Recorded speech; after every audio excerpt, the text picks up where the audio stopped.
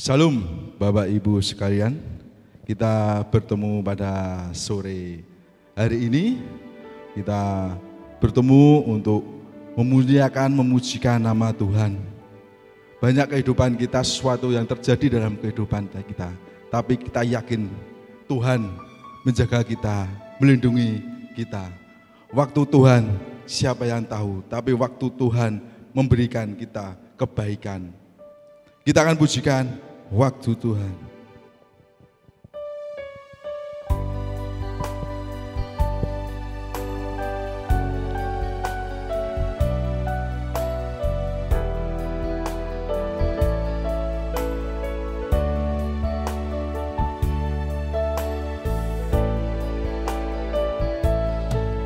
Kau izinkan sesuatu terjadi. Percaya semua untuk kebaikanku. Bila nanti telah tiba waktu, upaya kuasa-Mu memulihkan hidupku. Waktu Tuhan pasti yang terbaik. Walau kadang tak mudah dimengerti,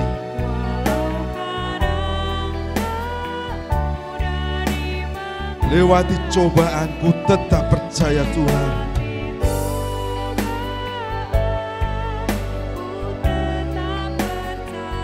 Waktu Tuhan pasti yang terbaik. Kita akan pujikan. Bila Kau izinkan sesuatu terjadi,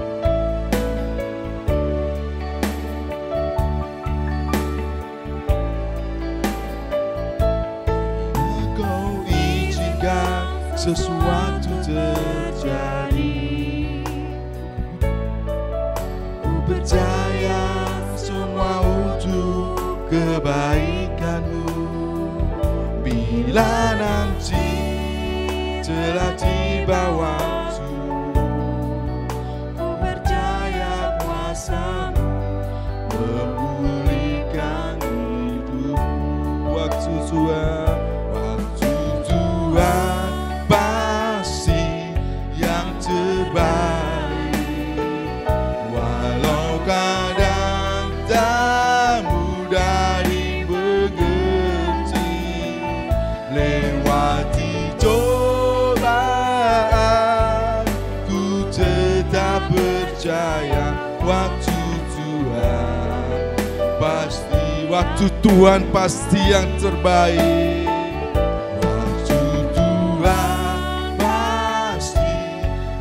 Terbaik.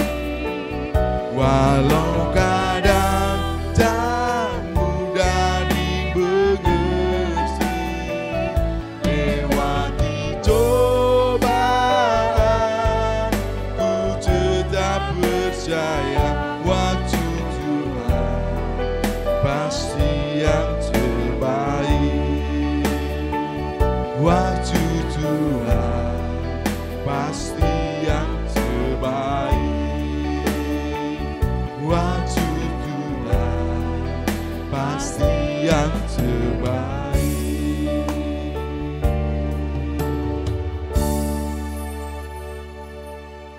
Ya, untuk doa pembukaan kami persilakan untuk Bapak Doni Suteja. Bapa kami surga, kami sungguh minta syukur ya Tuhan, di sore yang indah ini kami boleh kembali hadir di rumah-Mu, kami boleh berbakti bersama-sama ya Tuhan.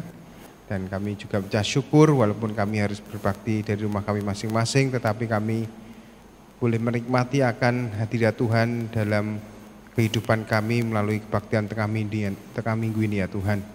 Kami berdoa bila Tuhan akan urapi setiap anak-anak-Mu yang melayani, dan juga hamba-Mu yang akan menyampaikan firman-Mu, bila kuasa Tuhan yang akan memberikan firman-Mu kepada setiap kami ya Tuhan. Dan kami juga berdoa untuk setiap pujian kami naikkan, bila untuk kepujian dan kemuliaan nama-Mu ya Tuhan. Kami sungguh minta syukur ya Tuhan, bila kebaktian di tengah minggu ini kami boleh menikmati dan kami boleh merasakan hadirat Tuhan dalam kehidupan kami masing-masing. Kami serahkan ibadah ini ya Tuhan, dari awal, pertengahan, hingga akhir di dalam tangan-Mu. Hanya di dalam nama Tuhan kami Yesus Kristus kami berdoa. Amin. Tak pernah ku ragu akan kesetiaan-Mu. Kau pegang hidupku sepenuh jiwaku. Ku yakin dan percaya Kau Tuhan, Kau tuntun langkahku. Kita akan pujikan dengan-Mu Tuhan, ku setia.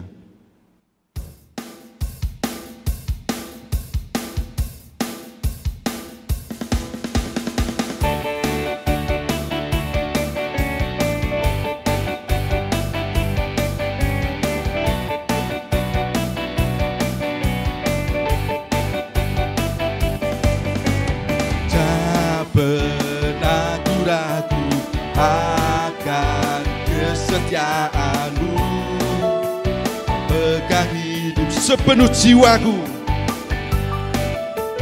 sepenuh jiwaku.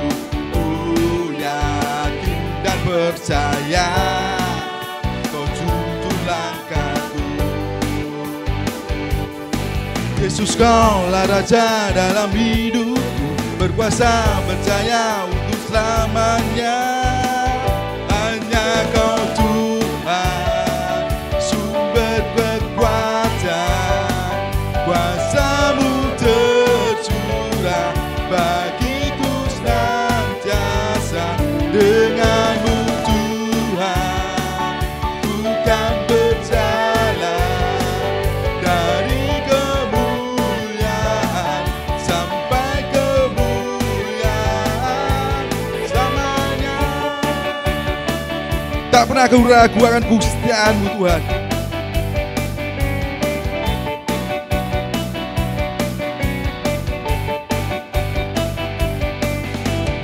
Tak pernah ku ragu akan kesetiaan-Mu. Pegang hidupku sepenuh jiwaku, sepenuh jiwaku. Ku yakin dan percaya Kau tuntun langkahku. Yesus, Kaulah Raja dalam hidupku, berkuasa percaya untuk selamanya.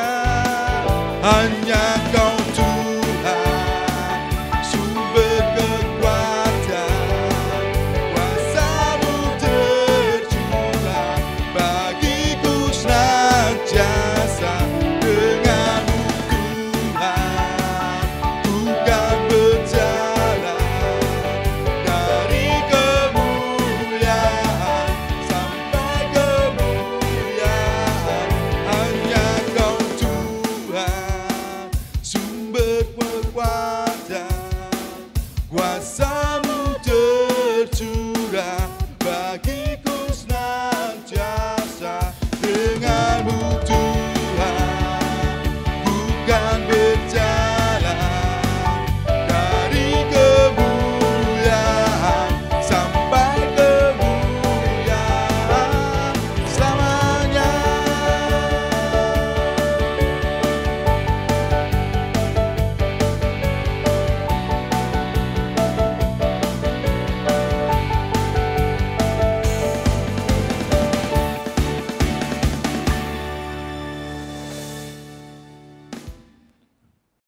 Ya, doa persembahan akan disampaikan oleh Bapak Pendeta Sadarman Lase.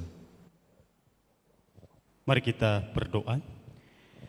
Bapa di dalam sorga, kami bersyukur untuk setiap berkat yang Engkau sudah percayakan dalam kehidupan kami. Dan sore hari ini sungguh satu kehormatan bagi kami, kalau Tuhan memberi kesempatan bagi kami untuk kami membawa persembahan kami. Bapa, berkati, kuduskan, sucikan persembahan kami. Dan biarlah sungguh persembahan ini boleh dipakai untuk pekerjaan Tuhan di dalam dan melalui gereja Tuhan di tempat ini. Kami berdoa untuk anak-anak-Mu yang mengelolanya, Tuhan berkati, urapi mereka, sehingga semuanya boleh dipakai untuk kemuliaan nama Tuhan. Dan kiranya segenap umat-Mu senantiasa dipelihara dan terus diberkati kehidupannya oleh Tuhan. Dalam nama Yesus kami berdoa. Amin. Kita akan masuk dalam firman Tuhan yang akan disampaikan oleh Ibu Bes Karyani. Sebelumnya kita akan pujikan Bagi Tuhan tak ada yang mustahil.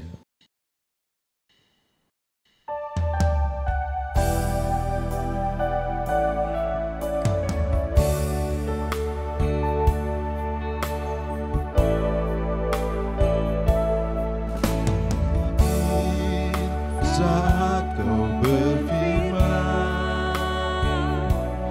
ku menang. Saat kau bertindak, hidupku hanya ditentukan oleh perkataanmu. Ku aman, kau menjaga. Ku aman karena kau menjaga. Ku kuat karena kau menopang.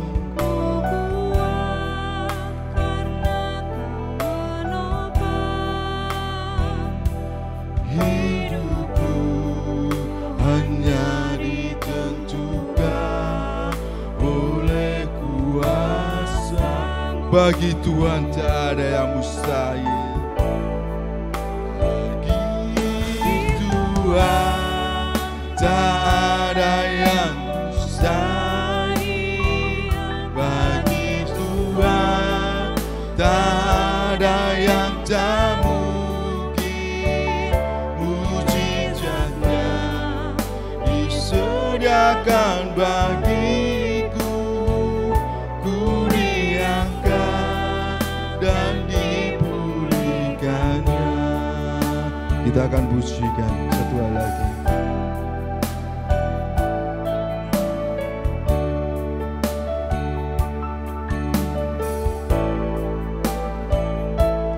Ku yakin saat kau berfirman, ku menang saat kau bertindak. Hidupku hanya ditentukan oleh perkataanmu Tuhan.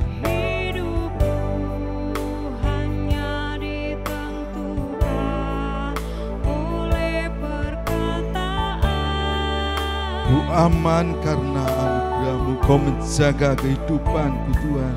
Ku aman karena kau menjaga. Ku kuat karena kau menopang.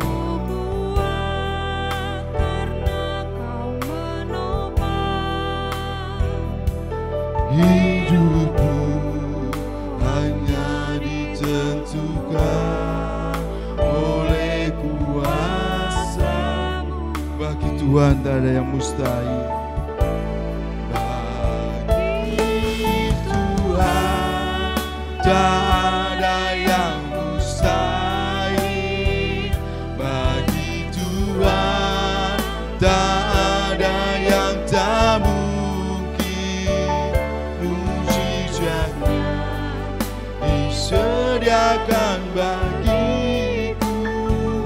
Ku diangkat dan bagi Tuhan tak ada yang mustahil. Bagi Tuhan tak ada yang mustahil. Bagi Tuhan tak ada yang tak mungkin. Mujizatnya disediakan bagiku. Ku diangkat dan dipulihkannya. Ku diangkat dan dipulihkannya. Ku diangkat dan dipulihkannya.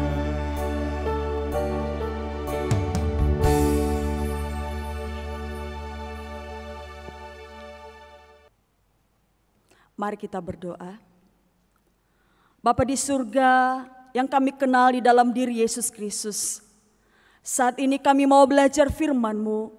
Kami mohon urapi hamba-Mu dan seluruh jemaat yang mendengarkan sabda kebenaran firman-Mu, supaya firman-Mu bertumbuh berakar dan berbuah di dalam kehidupan kami, sehingga kami bukan hanya sekedar menjadi pendengar, tetapi kami menjadi pelaku-pelaku kebenaran firman Allah. segala campur tangan si jahat yang mengganggu pemberitaan kebenaran firman Tuhan, kami patahkan kuasanya dalam nama Yesus Kristus tidak akan terjadi. Karena Allah hadir di tempat ini dan di rumah jemaat. Terpujilah Engkau ya Tuhan, di dalam nama Yesus kami berdoa. Amin. Mari kita buka firman Tuhan di dalam 2 Korintus. 2 Korintus pasalnya yang ke-12 ayat 1 sampai ayatnya yang ke-10. Begini bunyi firman Tuhan. Paulus menerima penglihatan dan penyataan. Aku harus bermegah sekalipun memang hal itu tidak ada faedahnya.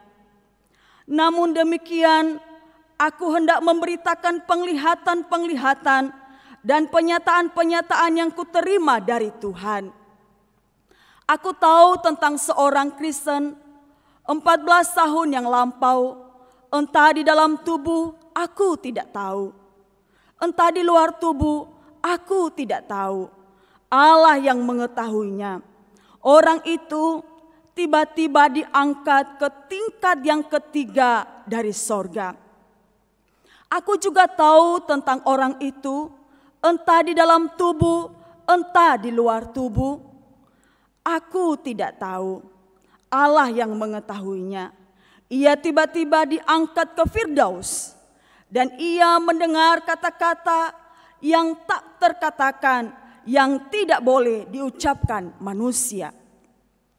Atas orang itu aku hendak bermegah, tetapi atas diriku sendiri aku tidak akan bermegah, selain atas kelemahan-kelemahanku. Sebab sekiranya aku hendak bermegah juga, aku bukan orang bodoh lagi karena aku mengatakan kebenaran. Tetapi aku menahan diriku supaya jangan ada orang yang menghitungkan kepadaku lebih daripada yang mereka lihat padaku atau yang mereka dengar daripadaku. Dan supaya aku jangan meninggikan diri karena penyataan-penyataan yang luar biasa itu, maka aku diberi suatu duri di dalam dagingku, yaitu seorang utusan iblis untuk menggojok aku supaya aku jangan meninggikan diri. Tentang hal itu aku sudah 3 kali berseru kepada Tuhan supaya utusan iblis itu mundur daripadaku. Tetapi jawab Tuhan kepadaku, cukuplah kasih karuniaku bagimu, sebab justru dalam kelemahanlah kuasaku menjadi sempurna. Sebab itu terlebih suka aku bermegah atas kelemahanku, supaya kuasa Kristus turun menaungi aku. Karena itu aku senang dan rela di dalam kelemahan, di dalam siksaan, di dalam kesukaran, di dalam penganiayaan dan kesesakan oleh karena Kristus. Sebab jika aku lemah, maka aku kuat. Amin. Berbahagialah setiap kita yang membaca, merenungkan, dan yang melakukan kebenaran firman Tuhan di dalam kehidupannya hari lepas hari. Bapak Ibu Saudara yang terkasih di dalam Kristus Yesus, nama baik seseorang bisa hancur, bisa rusak disebabkan oleh 2 hal. Yang pertama, oleh diri orang itu sendiri. Ketika dia melakukan kejahatan, ketika dia melakukan dosa, maka ia merusak nama baiknya sendiri. Misalnya kita bisa melihat di dalam kebenaran firman Tuhan tentang Zakheus. Zakheus sangat dibenci oleh orang-orang Yahudi di sekitarnya. Mengapa? Karena dia sebagai seorang pemungut cukai, dia suka memeras rakyat. Dan nama baiknya telah hancur. Dia menghancurkan nama baiknya sendiri di kalangan masyarakat Yahudi pada waktu itu. Sehingga mereka mengklaim dia orang najis, orang yang paling berdosa karena kejahatannya memeras rakyat. Selain itu, kita juga bisa melihat dalam kisah di mana ada seorang perempuan yang kedapatan berzina. Pada waktu itu tua-tua membawa dia, menyeret dia ke hadapan Yesus. Dan bukan hanya Yesus yang melihat dia, tetapi banyak orang, mulai dari yang kecil sampai yang tua-tua pada waktu itu melihat dia. Pada saat itu nama baiknya hancur. Seumur hidup dia dikenal sebagai seorang pezina. Karena kelakuannya, dia melakukan dosa perzinahan. Itu yang pertama. Yang kedua, Bapak Ibu Saudara, nama baik seseorang bisa hancur, bisa rusak karena dihancurkan oleh orang lain. Dia difitnah oleh orang lain. Dalam teks yang kita baca pada hari ini, sebenarnya kalau kita melihat surat 2 Korintus ini, kita akan melihat di situ bahwa surat ini berisi tentang pembelaan Rasul Paulus atas dirinya, atas jabatannya sebagai seorang rasul. Kenapa? Karena pada waktu itu nama baiknya dihancurkan oleh orang-orang yang tidak bertanggung jawab, yaitu mereka orang-orang Yahudi yang ada di Korintus dan juga guru-guru palsu yang telah menyebar, yang telah hadir di tengah-tengah jemaat Korintus pada waktu itu. Jadi mereka memfitnah Rasul Paulus. Kenapa mereka memfitnah Rasul Paulus? Kenapa mereka menghancurkan nama baik seorang Rasul Paulus? Karena mereka benci kepada Rasul Paulus. Karena mereka dengki kepada Rasul Paulus. Mereka mau menjatuhkan Rasul Paulus di hadapan jemaat Korintus. Jadi surat ini mulai Bapak Ibu nanti bisa melihat mulai dari pasal 3 sampai pasal 12. Itu semua walaupun nanti di situ akan diselingi tentang pengajaran-pengajarannya, tetapi kita bisa melihat di situ kebanyakan isi surat di dalam 2 Korintus yang ditulis oleh Rasul Paulus kepada jemaat di Korintus itu berbicara tentang pembelaannya. Apa yang dikatakan oleh orang-orang Korintus itu, orang-orang Yahudi yang ada di Korintus dan guru-guru palsu itu tentang Rasul Paulus. Pertama, kita lihat di pasalnya yang ketiga. Mereka mengatakan bahwa Rasul Paulus bukan seorang rasul yang asli, tetapi dia hanyalah seorang rasul palsu. Kenapa mereka berkata demikian? Karena Rasul Paulus tidak memiliki surat pujian dari Yerusalem. Dari mana kita tahu? Di pasal 3 ayat 1. Di situ dikatakan, adakah kami mulai memujikan diri kami? Atau perlukah kami seperti orang-orang lain menunjukkan surat pujian kepada kamu atau dari kamu? Jadi pada waktu itu guru-guru palsu ini yang datang ke Korintus, mereka sudah memegang, mereka sudah mendapatkan surat pujian dari Yerusalem. Surat pujian itu berupa rekomendasi yang menyatakan bahwa mereka ini benar-benar rasul, mereka ini benar-benar pelayan Tuhan yang dapat dipercaya. Sehingga mereka mengatakan Rasul Paulus tidak memiliki surat pujian itu. Rasul Paulus tidak memiliki rekomendasi, surat rekomendasi dari Yerusalem yang menyatakan bahwa dia benar seorang rasul yang dapat dipercaya. Makanya mereka memfitnah Rasul Paulus.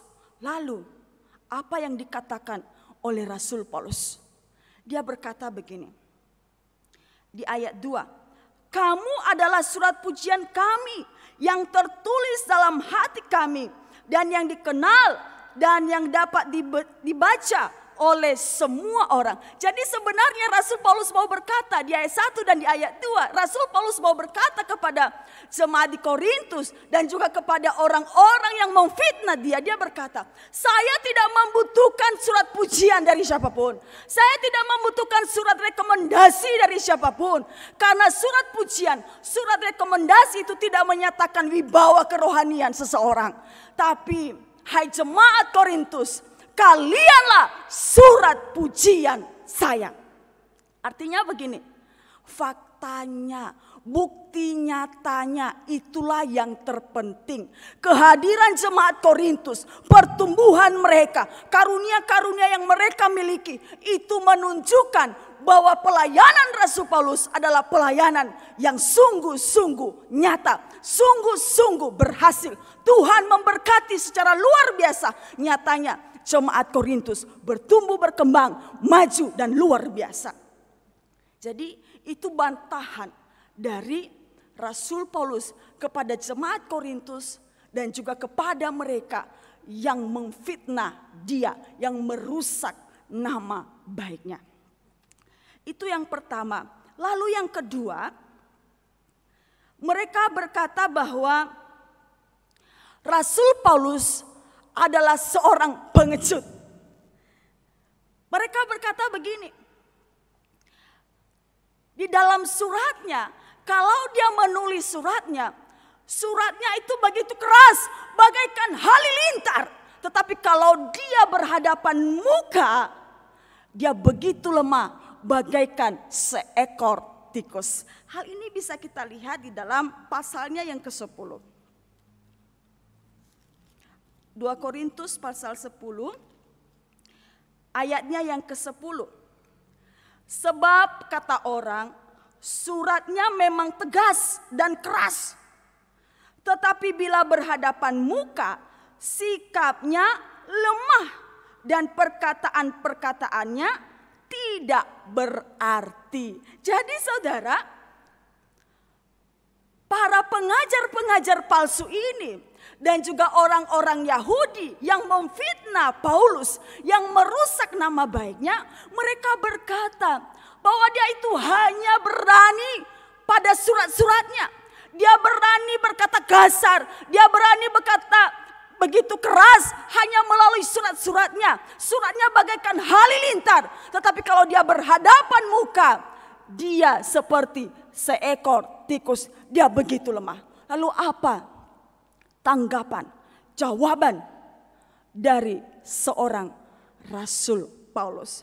Mari kita lihat di pasal 10 ayatnya yang ke-1 dan 2. Di situ dikatakan, aku Paulus, seorang yang tidak berani bila berhadapan muka dengan kamu, tetapi berani terhadap kamu bila berjauhan.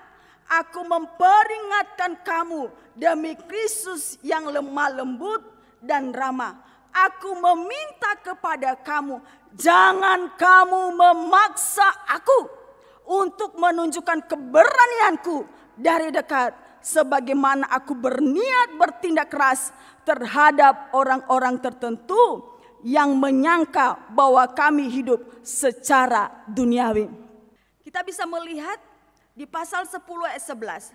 Tetapi hendaklah orang-orang yang berkata demikian menginsafi bahwa tindakan kami bila berhadapan muka sama seperti perkataan kami dalam surat-surat kami bila tidak berhadapan muka.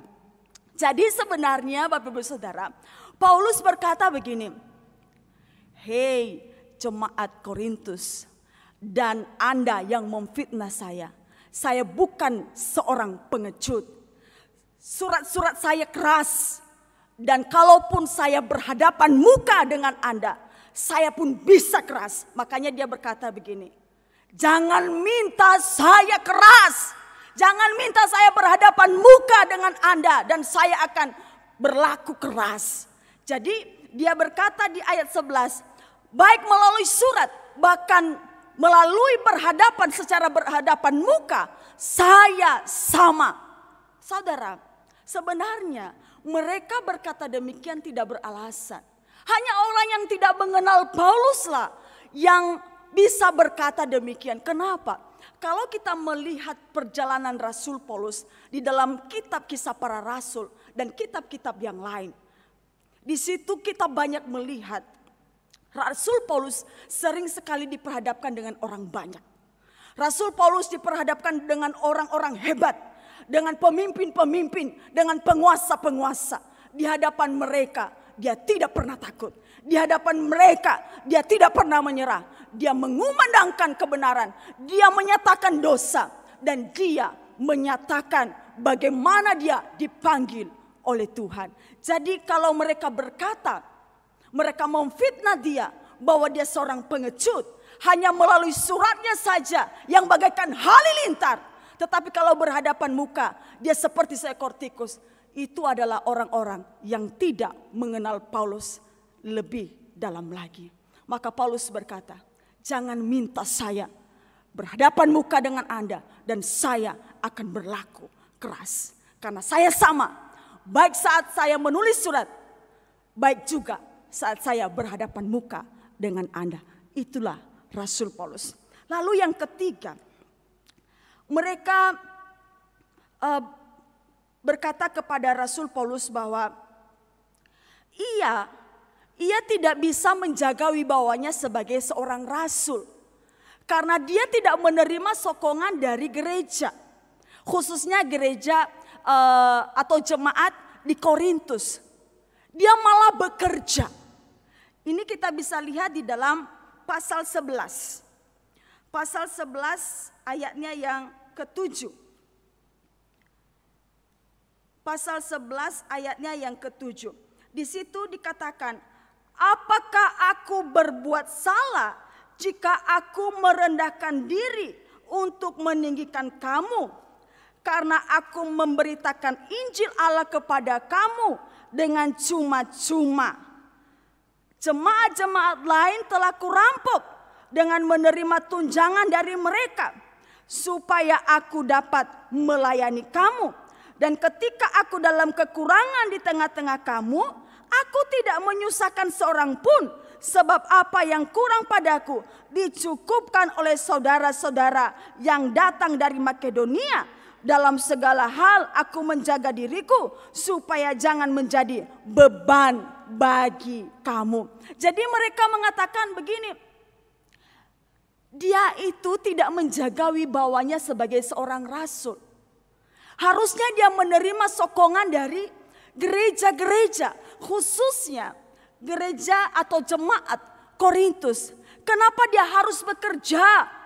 Kenapa dia harus membuat tenda dan menjualnya untuk mendukung pelayanannya? Lalu dia menjawab, bukannya dia tidak pernah menerima sokongan dari gereja-gereja. Nyatanya di situ dicatat bahwa ada jemaat-jemaat yang mendukung dia. Tetapi khusus kepada jemaat Korintus, dia memang melayani jemaat Korintus itu dengan gratis, saudara. Di situ dikatakan secara cuma-cuma. Lalu dia berkata begini kepada mereka, apakah aku berbuat salah? Apakah aku salah kalau aku melayani engkau, hai jemaat Korintus, dengan cuma-cuma? Kesalahanku di mana? Jadi sebenarnya mereka ini hanya mau menghancurkan nama baik Paulus. Mereka tidak punya dasar yang kuat. Kalaupun dia harus bekerja, itu urusannya Paulus. Nyatanya ketika dia bekerja, pelayanannya tidak terabaikan. Justru pekerjaannya dia dedikasikan semua untuk pelayanan kepada Tuhan. Dia bekerja untuk menyokong pelayanannya. Bukan untuk kebutuhan perutnya saja, tetapi untuk mendukung pelayanannya. Sehingga dia berkata, apakah dengan aku melayani engkau secara cuma-cuma, lalu aku bersalah kepadamu? Saudara, Paulus seorang pelayan Tuhan yang begitu hebat. Dia tidak menggantungkan hidupnya kepada jemaat-jemaat atau kepada gereja-gereja yang dia sudah layani. Tapi sekalipun ada sokongan dari beberapa jemaat, dia juga tetap mandiri. Dia bekerja. Dan semua apa yang dihasilkan dari pekerjaan itu, dia juga dedikasikan untuk pelayanan kepada Tuhan. Inilah yang luar biasa dari seorang Rasul Paulus. Dulu pernah ada yang bertanya kepada saya begini, Bu Bes, apakah dosa, apakah salah jika seorang pelayan Tuhan, seorang hamba Tuhan, seorang pendeta bekerja sambil melayani? Lalu saya menjawab begini, coba Anda bayangkan, kalau orang itu berada di pedesaan, jemaatnya jemaat biasa, mereka tidak bisa memenuhi segala kebutuhan sang hamba Tuhan. Sedangkan hamba Tuhan ini punya anak, dan anaknya kepingin masuk kuliah di kota besar. Karena tidak ada uang, apakah dia harus berkata kepada anaknya, sudah nak, tidak usah kuliah, gereja tidak cukup uangnya, tidak bisa menolongmu untuk menyekolahkanmu. Apakah seperti itu? Seorang ayah yang baik, dia akan berusaha untuk mendapatkan uang. Dia akan bekerja keras mendapatkan uang untuk menyekolahkan anaknya. Maka itu artinya begini, kalau gereja tidak sanggup untuk menyokong hamba Tuhan tersebut bisa bekerja asalkan pekerjaannya tidak membuat dia melalaikan tugas dan pelayanannya. Seterusnya Bapak Ibu Saudara, mereka berkata tentang Paulus bahwa Paulus ini seorang yang licik. Dia suka menipu jemaat. Dari mana kita tahu? Kita bisa melihat di pasal 12. Pasal 12 ayat 16 dan 18. Di sini dikatakan, baiklah, aku sendiri tidak merupakan suatu beban bagi kamu. Tetapi kamu katakan dalam kelicikanku, aku telah menjerat kamu dengan tipu daya. Jadi di ayat 17, jadi pernahkah aku mengambil untung daripada kamu oleh seorang dari antara mereka yang kuutus kepada kamu? Memang aku telah meminta Titus untuk pergi dan bersama-sama dengan dia aku mengutus saudara-saudara lain itu. Adakah Titus mengambil untung daripada kamu? Tidakkah kami berdua hidup menurut roh yang sama? Dan tidakkah kami berlaku menurut cara yang sama? Jadi yang keempat, mereka memfitnah Paulus. Mereka mengatakan bahwa Paulus ini seorang yang licik. Dia menipu jemaat, penuh dengan tipu daya. Ini berkaitan tentang pengumpulan uang untuk menolong jemaat Yerusalem yang sedang dilanda kelaparan. Dia sudah menyampaikan kepada jemaat Korintus untuk memberi sumbangan. Lalu dari antara orang-orang Yahudi dan guru-guru palsu itu, dan termasuk ada juga dari jemaat Korintus sendiri, mereka mengatakan bahwa ini adalah sebuah kelicikan, ini adalah sebuah tipu daya. Uang itu akan digunakan Paulus untuk dirinya sendiri, untuk kantongnya sendiri. Lalu Paulus berkata di pasal 12 ayat 16 sampai 18, tidak, mana buktinya? Saya tidak meminta uang itu untuk kepentingan diri sendiri. Saya ini dan juga utusannya, salah satunya adalah Titus, adalah seorang hamba Tuhan. Mereka memiliki roh yang sama. Mereka tidak menggunakan uang itu untuk kepentingan diri sendiri. Justru uang itu akan dikumpulkan dan dikirimkan kepada jemaat Yerusalem yang sedang dilanda kelaparan besar-besaran.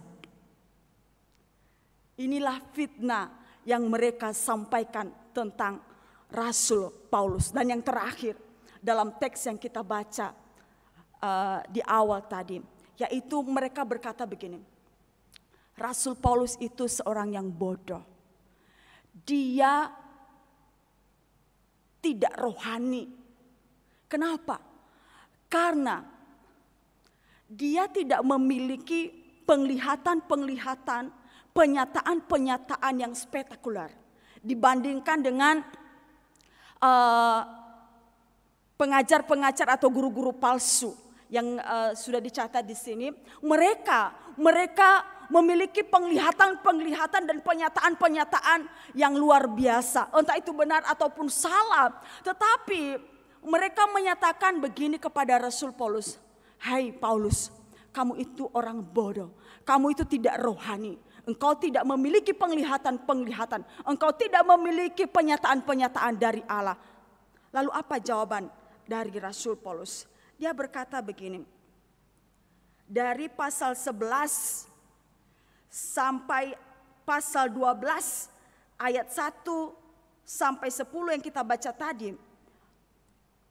Sebenarnya Paulus memberikan jawaban yang sangat-sangat luar biasa di situ. Di pasal 11 ayatnya yang ke 22, di situ dia menyatakan jati dirinya, siapa dia dan bagaimana pelayanannya. Di situ dia berkata, apakah mereka orang Ibrani? Aku juga orang Ibrani. Apakah mereka orang Israel? Aku juga orang Israel. Apakah mereka keturunan Abraham? Aku juga keturunan Abraham. Apakah mereka pelayan Kristus? Aku berkata seperti orang gila. Aku lebih lagi. Lalu dia jelaskan, aku lebih sering dalam penjara, didera di luar batas, kerap kali dalam bahaya maut. 5 kali aku disesa orang Yahudi. Setiap kali 40 kurang 1 pukulan. 3 kali aku didera. 1 kali aku dilempari dengan batu. 3 kali mengalami kram kapal. Sehari semalam aku terkatung-katung di tengah laut. Dalam perjalananku aku sering diancam bahaya banjir dan bahaya penyamun. Bahaya dari pihak orang-orang Yahudi dan dari pihak orang-orang bukan Yahudi dan seterusnya. Jadi sebenarnya Paulus berkata begini, aku ini loh bukan orang bodoh. Kalau mereka berkata bahwa mereka orang Ibrani, aku ini orang Ibrani. Aku ini keturunan Abraham. Aku ini seorang pelayan Tuhan. Aku mengalami banyak hal. Aku ini melayani Tuhan dengan sepenuh hati. Lalu dia membalasnya lagi. Mereka berkata bahwa dia tidak rohani karena tidak ada penglihatan-penglihatan dan penyataan-penyataan. Dia berkata di pasal 12, aku harus bermegah. Sekalipun memang hal itu tidak ada faedahnya. Namun demikian aku hendak memberitakan penglihatan-penglihatan dan penyataan-penyataan yang kuterima dari Tuhan. Dia berkata begini, aku ini punya kesaksian tentang penglihatan-penglihatan dan penyataan-penyataan dari Tuhan. Tetapi aku tidak menyatakannya kepada kalian karena itu tidak ada faedahnya. Apa penglihatan dan penyataan yang diterima Paulus dari Tuhan? Dia berkata di sini, dia memang memakai kata orang lain di situ, tetapi sebenarnya itu menunjukkan diri Rasul Paulus sendiri. Di situ dia mengatakan bahwa di ayat 2, pasal 12 ayat 2. Orang itu tiba-tiba diangkat ke tingkat yang ketiga dari sorga. Siapakah orang itu? Rasul Paulus. Dia menerima penyataan dan penglihatan dari Allah. Dia diangkat ke tingkat yang ketiga dari sorga. Dan yang kedua di situ dikatakan di ayat 4. Ia tiba-tiba diangkat ke Firdaus. Ia mendengar kata-kata yang tak terkatakan, yang tidak boleh diucapkan manusia. Jadi sebenarnya kalau mereka berkata bahwa Paulus orang yang bodoh, Paulus tidak rohani karena dia tidak memiliki penyataan-penyataan dan penglihatan-penglihatan dari Tuhan, itu tidak benar. Sehingga dia membalasnya dengan berkata, itu tidak ada faedahnya bagiku. Tetapi karena kalian memintanya, inilah penglihatan dan penyataan Allah kepadaku. Aku diangkat ke tingkat yang ketiga dari sorga. Dan juga dia dibawa ke Firdaus oleh Allah. Jadi sebenarnya Paulus memiliki penglihatan dan penyataan dari Allah secara pribadi. Dan lebih lagi di situ dikatakan di ayatnya yang masih pasal 12, ayatnya yang ke-12. Segala sesuatu yang membuktikan bahwa aku adalah seorang rasul telah dilakukan di tengah-tengah kamu dengan segala kesabaran oleh tanda-tanda, mukjizat-mukjizat dan kuasa-kuasa. Jadi sebenarnya Rasul Paulus bukan hanya memiliki tanda-tanda dan penyataan-penyataan dari Allah, tetapi Allah sudah memberikan kepadanya kuasa, Allah sudah memberikan kepadanya tanda-tanda dan juga karunia mukjizat. Itu dimiliki oleh Rasul Paulus di dalam dirinya karena Allah mengurapinya. Maka Rasul Paulus berkata, semua itu kenapa saya tidak menyampaikannya kepada jemaat Korintus? Karena tidak ada faedahnya bagiku. Supaya apa? Di situ dikatakan supaya aku tidak menyombongkan diri karena penyataan-penyataan dan penglihatan-penglihatan itu. Sehingga di sini dikatakan di ayat 7. Dan supaya aku jangan meninggikan diri karena penyataan-penyataan yang luar biasa itu, maka aku diberi suatu duri di dalam dagingku, yaitu seorang utusan iblis untuk menggocok aku, supaya aku jangan meninggikan diri. Bahkan dilanjutkan, dia sudah meminta kepada Tuhan. Dia berdoa 3 kali kepada Tuhan supaya duri itu bisa dicabut. Tetapi Tuhan berkata kepadanya, cukup kasih karuniaku. Sebab itu terlebih suka aku bermegah atas kelemahanku, supaya kuasa Kristus turun menaungi aku.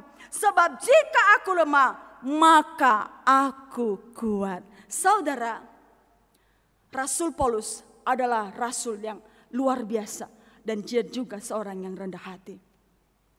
Penyataan dan penglihatan yang daripada Allah tidak pernah dia ungkapkan kepada siapapun kecuali hanya kepada jemaat di Korintus. Karena apa? Karena ada orang-orang dari jemaat itu sendiri dan juga pengajar-pengajar palsu dan juga orang-orang Yahudi di Korintus. Mereka menghancurkan nama baiknya dan juga jabatannya sebagai seorang rasul. Maka dia menyatakan apa yang sebenarnya. Jadi di dalam penyataan-penyataan itu dia tidak bawa bermegah. Kenapa? Karena sesungguhnya itu akan membawa dia nantinya menyombongkan diri. Sehingga ada duri di dalam daging. Dan dia berkata, cukup kasih karunia Allah yang menaungi aku. Justru dalam kelemahanku lah, disitulah kekuatan Allah akan semakin nyata. Nah lucunya saudara, pada masa sekarang hamba-hamba Tuhan, pelayan-pelayan Kristus malah menggebu-gebu dan berusaha untuk mendapatkan penglihatan-penglihatan yang luar biasa itu. Bahkan mungkin ada yang terpaksa dan memaksakan diri untuk membuat sensasi-sensasi. Dia naik surga, dia turun surga, dia naik surga, dia turun surga. Hanya untuk menyatakan kepada jemaat bahwa dia adalah orang yang hebat. Sehingga jemaat berkata dan mengklaim bahwa dia adalah hamba Tuhan yang hebat dan luar biasa. Dia sudah naik surga, dia sudah turun surga. Rasul Paulus tidak seperti itu. Itu hanya berlaku pada pengajar-pengajar palsu. Mereka memegahkan segala penglihatan-penglihatan itu dan penyataan-penyataan yang ada. Tapi Rasul Paulus justru bermegah di dalam kelemahannya. Kenapa? Karena dia tidak mau penglihatan dan penyataan menjadi sebuah patokan di dalam diri jemaat untuk dijadikan patokan kepada hamba-hamba Tuhan yang melayani. Dalam arti kalau ada hamba Tuhan, maka patokannya hamba Tuhan itu dinyatakan hamba Tuhan yang rohani, yaitu ketika dia memiliki penyataan-penyataan dan penglihatan-penglihatan. Maka Rasul Paulus tidak mau seperti itu. Sehingga dia pun hanya menyatakan ini pada saat dia mendapatkan hal yang tidak baik dari orang-orang yang memfitnah dia. Sehingga dia menyatakan bahwa sebenarnya saya sudah mendapatkan penglihatan dan penyataan. Bahkan bukan hanya itu, dia juga diberi kuasa, dia juga diberi karunia mukjizat dan tanda-tanda oleh Allah. Jadi Paulus adalah seorang hamba Tuhan yang luar biasa. Dan dia ketika ada orang-orang yang merusak nama baiknya, yang menghancurkan nama baiknya, dia berbicara, dia memberikan pembelaan supaya apa? Dia benar-benar menyatakan bahwa dia adalah seorang rasul Tuhan. Bapak Ibu Saudara yang terkasih di dalam Kristus Yesus. Lalu bagaimana dengan kita? Ketika nama baik kita dihancurkan oleh orang lain, kita difitnah oleh orang lain, apakah kita harus berlaku sama seperti Rasul Paulus? Yang pertama yang bisa kita lakukan adalah ada saatnya kita diam. Mari kita lihat di dalam Amsal 11.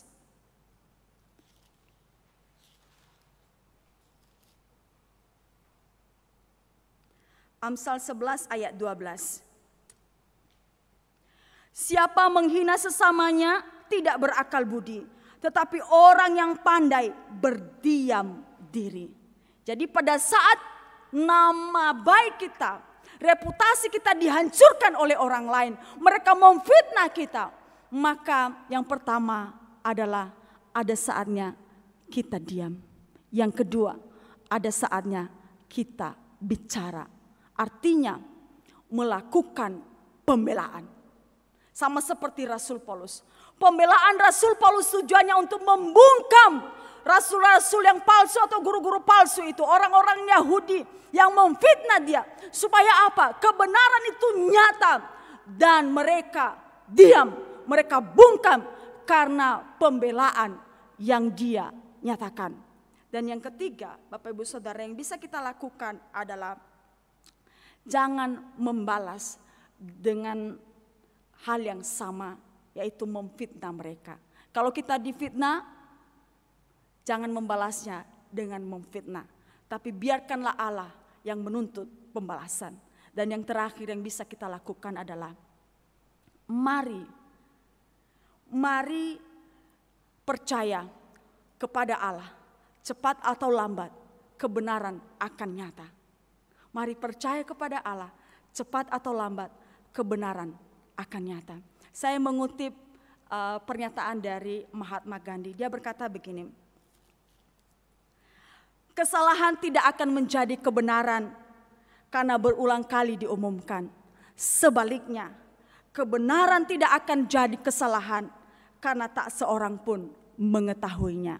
Saya ulang lagi.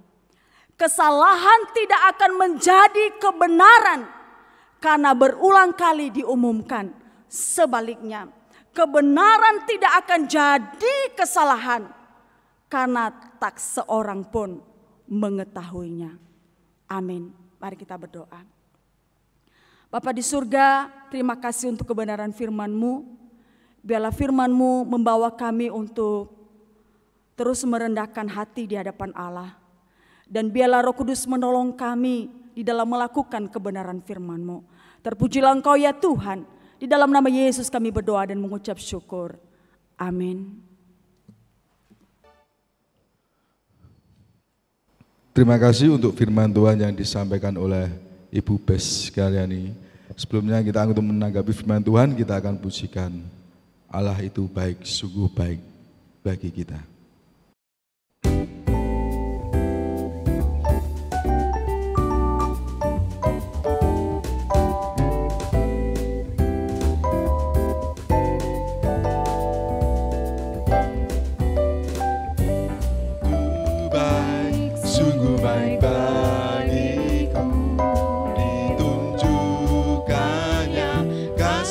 Setianya yang menjadi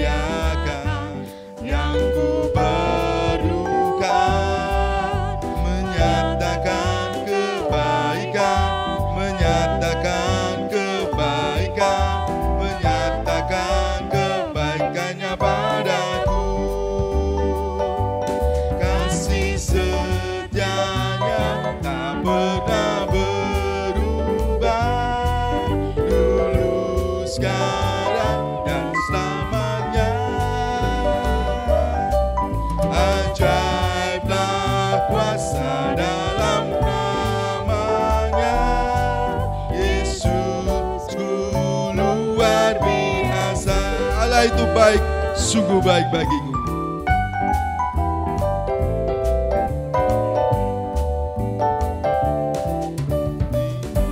Itu baik, sungguh baik bagiku, ditunjukkannya kasih setianya. Dia menyediakan yang ku perlukan, menyatakan kebaikan, menyatakan kebaikan, menyatakan kebaikannya padaku, kasih setianya, kasih setianya tak pernah berubah, dulu, sekarang dan selamanya. Ajaiblah kuasa dalam namanya, Yesusku luar biasa, Yesusku luar biasa, Yesusku luar biasa.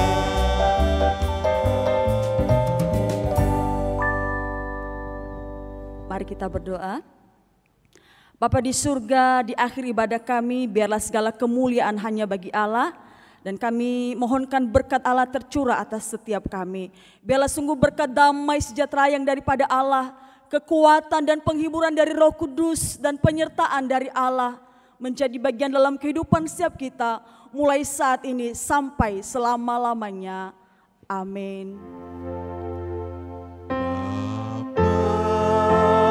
Terima kasih, Bapa, terima kasih, Bapa di dalam surga, ku berterima kasih.